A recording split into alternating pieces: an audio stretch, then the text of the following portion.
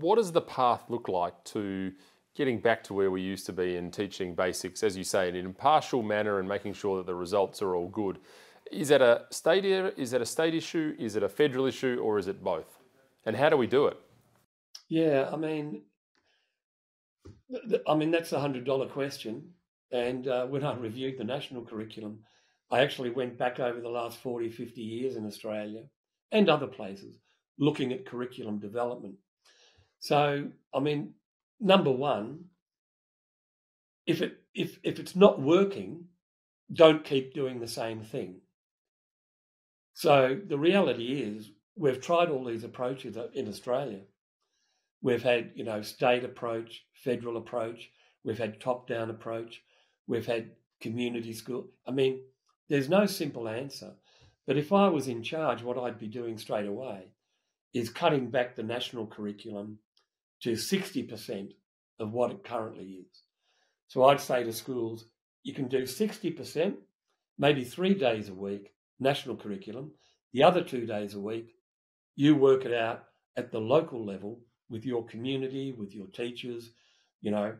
What you do in Wodonga is going to be different to what you do in Perth, what you do in Melbourne, what you do in, different communities, different localities, different industries.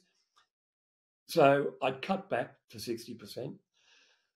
I'd actually give schools greater control, subsidiarity, with an overview. So you need to keep an eye on it. But I'd say to principals, well, look, at the school level, you can have greater control over discipline, over employing staff, over wages. I'd get rid of the sort of teacher union, the national or the state enterprise agreements, which are just a way of the teacher union to sort of look after itself. So I'd give schools greater autonomy. I'd cut back on the curriculum. It's a matter of trying to free up the system.